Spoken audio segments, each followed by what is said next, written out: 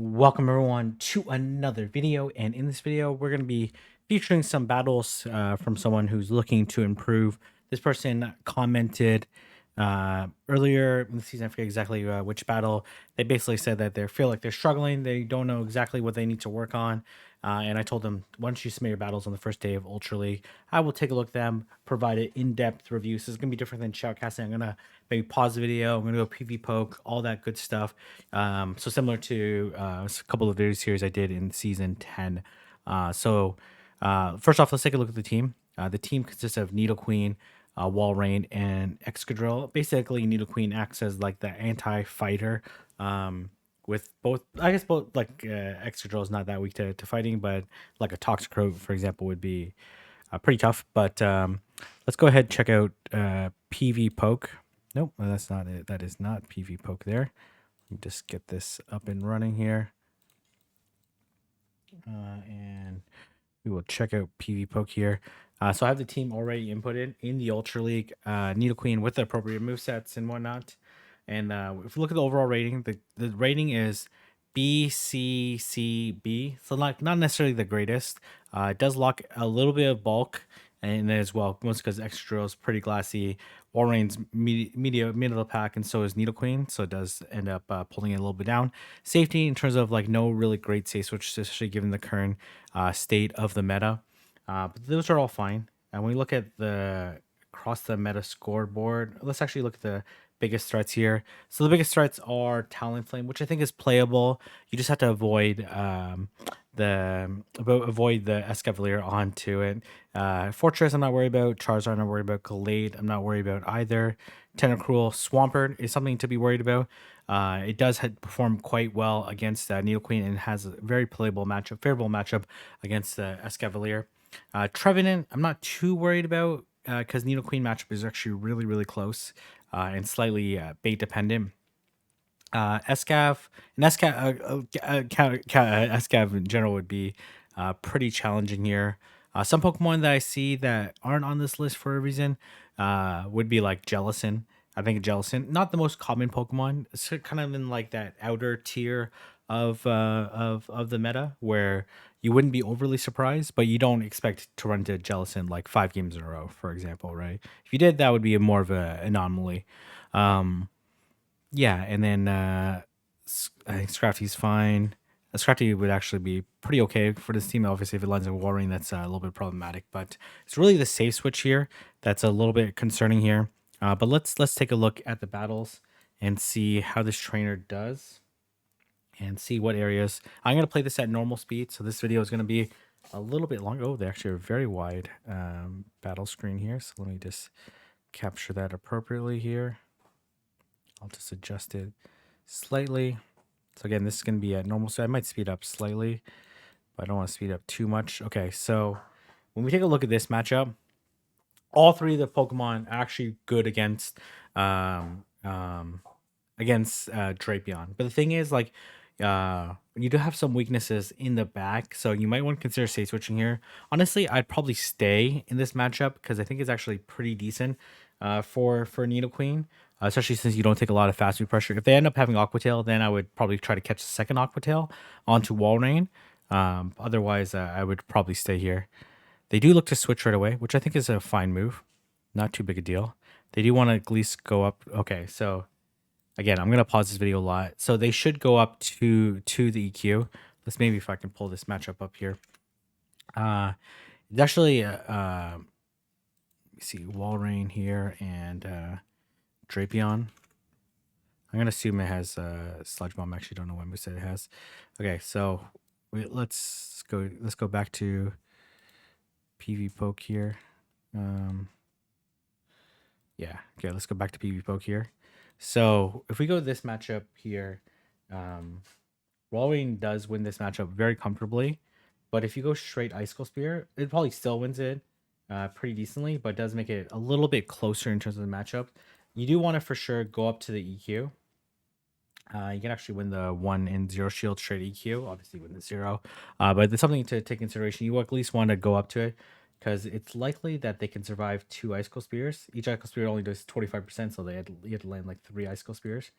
And if you end up in a let's see. A worst case, I guess worst case scenario here is I don't really know how this lines up here. I guess they sneak a bunch. I'm not entirely sure here, but there should be some case scenarios here where it's not necessarily guaranteed that you're going to be able to win the lead or win the zero shield straight icicle spear. So they should at least go up to the EQ and threaten it. If they want to throw icicle spear in the end, that's fine, but it should be good practice that they, 'cause again, they don't shield here. They do go straight for it. The Drapion does win CMP, so they're at 9. You definitely shouldn't shield this one, and I don't expect the trainer to shield in case there's a defense drop. And no defense drop. This Drapion still survives this move here. So when you're thinking about this, what is like Drapion weak against? Drapion has to be careful. Probably the most common pick it has to be careful of is probably Swampert. Then after that, like G-Fist. G-Fist is not the most common Pokemon. And then as well, Scrafty or an Obstagoon would also be a little bit problematic for it. So,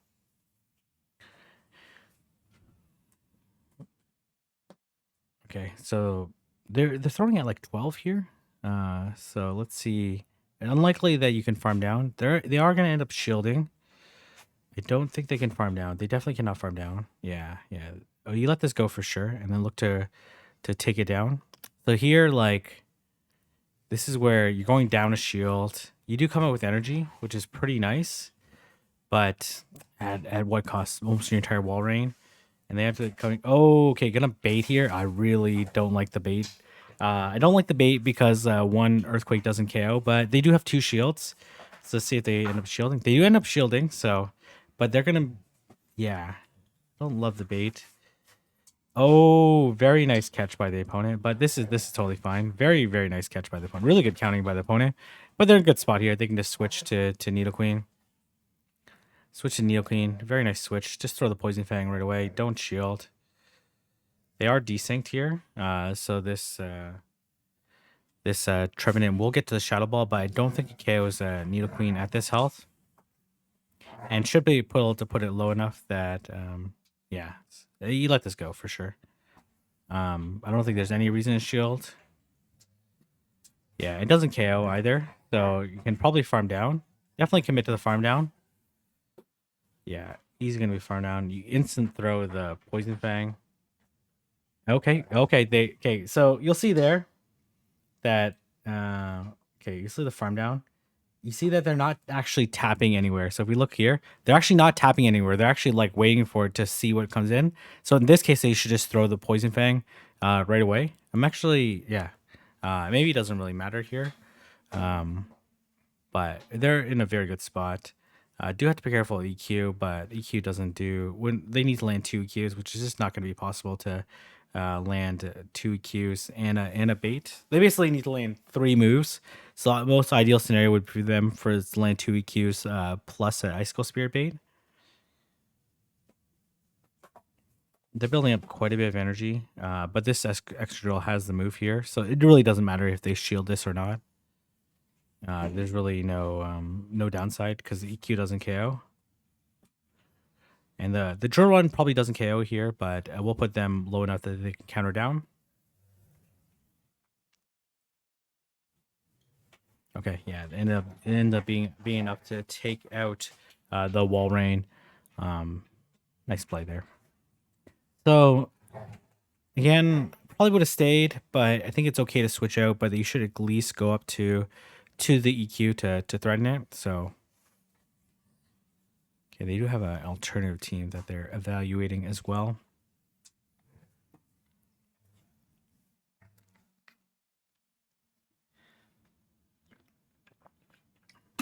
Trying to stay hydrated. There's gonna be a long video here, so apologies for drinking water here. Okay, Galvantula, this is a very, very, very good lead. Okay, looks like the opponent is lagging. Interesting. I'm gonna throw the Poison Fang.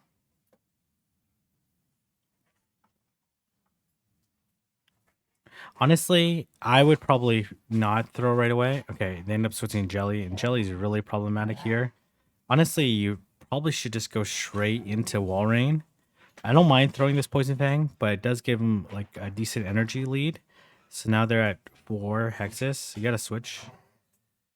Okay, gonna go to Escav. I don't love this play. I really don't love this play. I prefer to go into the Wall Ring because I actually think it has a decent matchup versus Jelly. Okay, they do end up bubble beaming. I think you still no shield this, even though it's probably gonna be the Shadow Ball.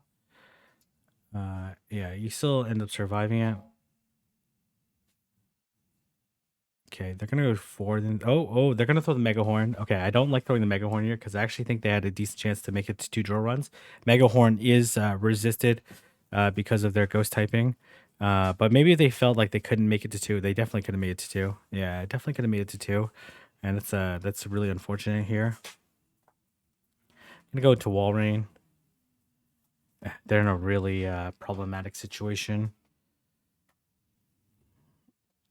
They end up shadow balling. Okay, you did last second shield, which is really nice. Okay, gotta switch, gotta switch, gotta switch, gotta switch. Okay, they really needed to switch there. They had 2 seconds to switch. Gonna shield, and then okay, you gotta switch here. Gotta switch, and then farm this all the way down. Who cares if they hit you with a lunge? Not a big deal. Okay. They really need to switch there, but that's okay. Shouldn't do that much. Gonna be able to farm down. And then obviously gonna earth power this Jellicent. Well, let's see what else they come in with. I think they're okay. Okay. Ideally you want to do one poison jab there, then throw the move because they end up giving a whole hex through. Might not be a big deal. I don't expect them to shield this because it is debuffed. But ideally, you want to make it to the poison fang here. They do throw right away. This a bubble beam doesn't KO, so they will have to shadow ball. They do bubble beam, which is not a big deal. You throw the poison fang so you can try to get out of here. Yeah, you try to get out because you can definitely switch. Definitely switch here. Oh man. Okay. They're trying to force it to throw.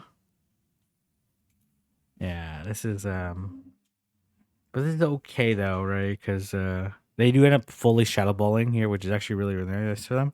Oh man, unfortunately, I met by the Surf Edge. Wow, really nice play by the opponent. Yeah, they need to switch out right away. Honestly, they had a pretty good chance of winning this matchup if they would have switched out right away. Maybe this thing doesn't have Leaf Blade.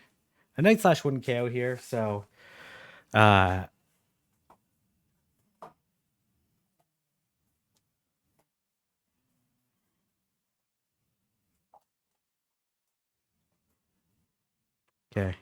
All right, so if we take a look at that match, one, they shouldn't throw right away versus the Galvantula because there's really no reason to throw right away.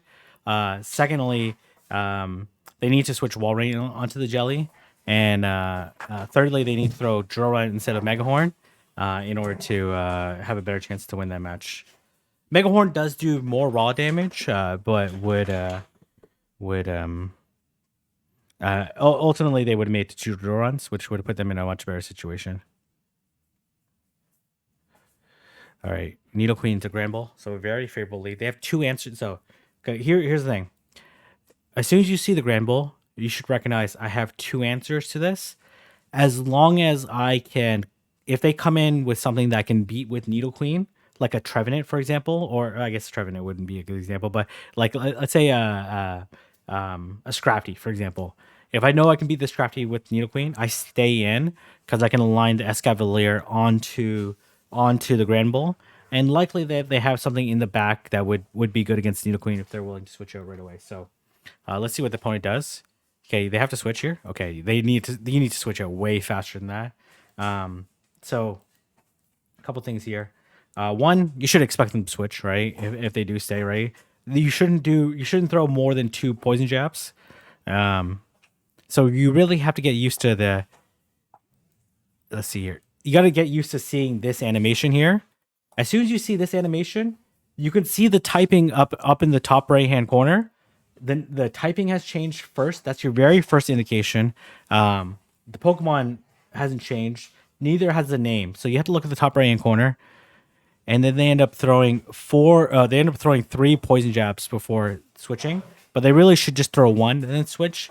In order to make it faster. This is still a very good matchup, so it's not too big a deal. And again, switch is not overly important in this matchup. If this opponent wants to double shield and try to win switch, I don't think you're too fussed here. You do want to throw. Okay, so now they're dry, right? You let this go. There's no way you should shield this, right? And then you need to land two icicle spears to KO because this thing is very tanky. Okay, so they got an extra move there, so they're one away, and you do win CMP. So ideally, you want to do one and then throw, one and then throw. Okay, well this is okay too. You don't need to shield this, but this is risky that they end up trying to win switch. But it's very unlikely. So they're gonna farm. Honestly, I would say like to see a little bit more of a farm, but this is not that big a deal. And then, okay, they do come into. Okay, you gotta throw this. Honestly, I'd probably just switch right away to Escavalier in this scenario, because you have two answers to Grand Bull. So, but this is not that bad. They're gonna be able to get some tip damage here. They tried to switch there, but now you just go to Escav, and you're in a very good spot. Honestly, could shield, no shield's not really that big a deal, to be honest. They spray here, which actually really sucks here. It is. But I like what they're playing here. They're gonna throw the drill run. You definitely need to stay and in a good spot. They're gonna shield anyway. So and okay, you gotta switch. It is charm Grand Bull. You do need to throw before they make it to move and be able to farm them down.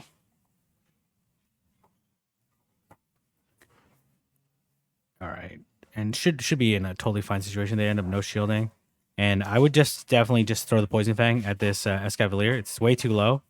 Yeah, they did. Okay, they kind of hesitated there. Again, I think maybe what's happening is they're not remembering. I don't want to presume too much, but I think what they're having is they're not remembering what the last Pokemon is, and you just let this go. There's no reason you should shield this, and then you'll be able to easily counter down. They end up throwing the drill run.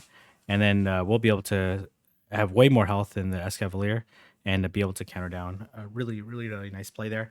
So a couple things. They need to switch out faster. Two, I actually kind of would like to see the blind switch into Escavalier because they have two answers to Grand Bull. And then really no need to stay and get farmed down. But this is okay too. So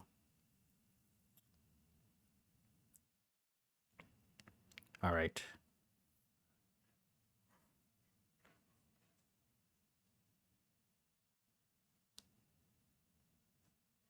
This is only the fourth game we've covered. It's already been quite a long video here. So, okay. So this is actually a good matchup for Neoqueen. This is a really, really good matchup for Neoqueen.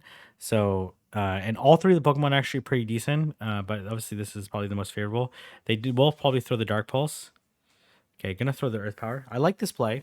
I think trade Earth Power is the way to go because the Poison Jabs do absolutely no damage. Dark Pulses, they'll probably need 3 of them to KO. You just let this go. They're at, they should be at 56 energy. So they'll be able to get to one beforehand. But that's not that big a deal, to be honest. It's really not too big a deal. I wouldn't even shield the next one. They will be able to beat them by 1 turn. Yeah, I would let this go. Honestly, I would just... Oh, they end up shielding this. Because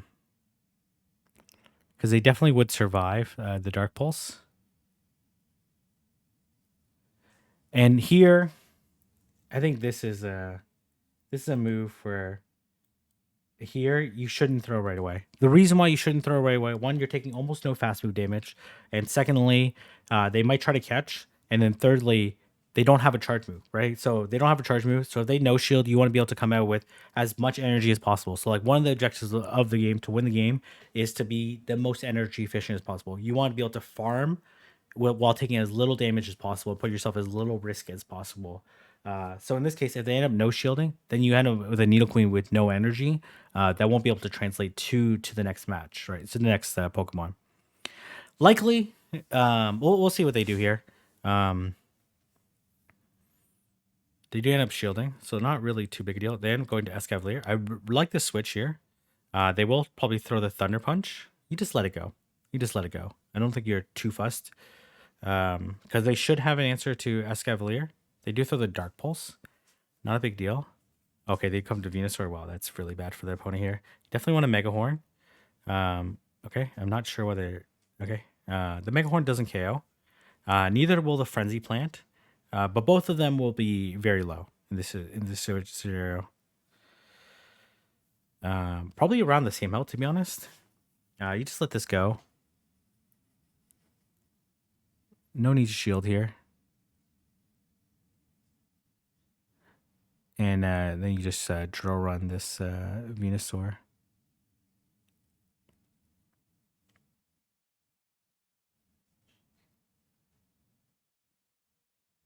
And then we'll see what they come in. They might come in Muck, to be honest, because the Muck resists the counters and probably would be able to Poison Jab down. Yeah, I don't like the farm here. I really, really don't like the farm. I think they should have switched. They're gonna be able to reach the Thunder Punch. I wouldn't necessarily shield the Thunder Punch. Because Thunder Punch is a pretty weak move. No stab on it is super effective. That's okay too. An Icicle Spear will come very close to KOing. I don't think it KOs. Probably need like 2 more Powder Snows to KO. Okay, looks like just, yeah, 1 more. Okay, let's see what's in the back. Ends up being a Wall Rain. Wow, okay, that's pretty nasty here. You definitely would have saved the shield for the Earthquake, but I think they're okay here. They're trying to go for the extra, and this will ensure that they will win because 2 Earthquakes should be enough to KO. And they should be able to survive an Icicle Spear. Yeah. They'll need to double EQ. So I like the play to go for the extra. Okay, they're over 100. They're over 100. They're over 100. Okay, that's not good. That's not good. They got to keep better track of the energy here because now they're actually in pretty big trouble here. Okay, they end up making to the move, but that's very fortunate of them because they got the extra move in. I like the play, but then they end up going to 100 energy, so over 100. And it almost cost them the game there. So, yeah, like a little bit more proficiency in the play there. I think they would have been a pretty decent scenario there. They ended up winning, but again, these are the matchups where you win, but you really need to evaluate like how effective you are at playing each of the matchups. So regardless if you win or lose, you want to evaluate, okay, how can I improve better? How can I make better predictions? Obviously, sometimes people throw teams out of left field, which is fine, and you shouldn't overweight them. Okay, so this is okay. Escavalier's okay here as well. Maybe you want to catch the Dragon Claw onto Escavalier, which is probably what I would do. They end up throwing at 5. They end up giving 2 turns. I would prefer the try and catch because now they have the move. They're 1 over the move. Okay. They're not quite a double. They should be 1 short of double. So could freely throw 1 poison jab and then throw the move. Okay, they're just going to deny. They end up getting the deny, which is nice. This Dragonite will have to shield if it wants to maintain its energy. Okay, it does not end up shielding. And then they come into Abomasnow. This is totally fine. Totally fine here. Did lag there. Well, I think what's happening here is that they're not tapping because they're waiting for the Pokemon to come in. You definitely don't shield this. And then come into Escavalier. Or, yeah, you come to Escavalier because you resist everything. And these counters will do a tremendous amount. And you definitely just commit to countering it down. This is just, well, obviously they're going to throw a Weather Ball. The Energy Ball is double resisted. And then you just commit to farming them down. I wouldn't be surprised if they switched, but let's see. Oh, they come into Obstagoon. This is fine. It takes the double super effective from the counter damage. That's why it wasn't necessarily unreasonable to come in wall rain versus. I think you got to let this first one go.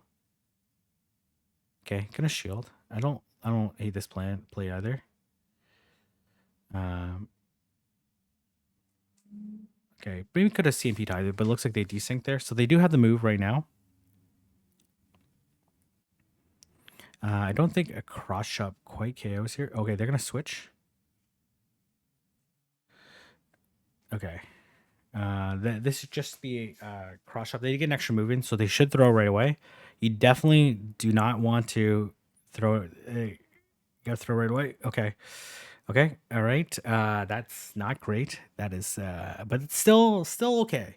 Still okay, because they're not quite in man, that's they're not quite in icicle weather ball range, but they're really close. Um And they're close to an icicle spear, which should KO the Abomasnow. Oh, close to KO the Abomasnow. Okay, they definitely want to throw. I don't think the weather ball definitely would not KO at this health range, and they are able to take out the Abomasnow. So, um, it was okay. They were pretty weak to. That's all the battles actually they sent me. So, um, hopefully they can be able to take the feedback here. I was very critical on them, right? And this is no offense to the trainer. I just want to be able to provide as much detailed feedback as possible. I think the team's okay. There's certainly some ways. The thing is, like, if you're running a team really weak to certain things, you have to know how to play that. Whether it switches in, no matter how much energy is, what I'm going to counter switch to, what's the better counter switch? Can I make it to draw runs? You got to be able to like play and know these are really tough matchups.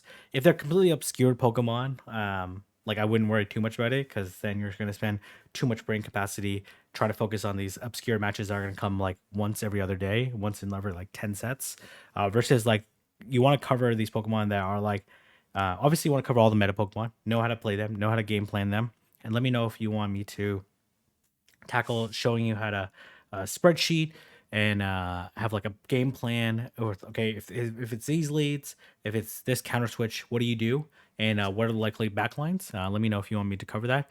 But anyways, I'm gonna leave it here. If you like, comment, subscribe, and I'll see everyone in the next video.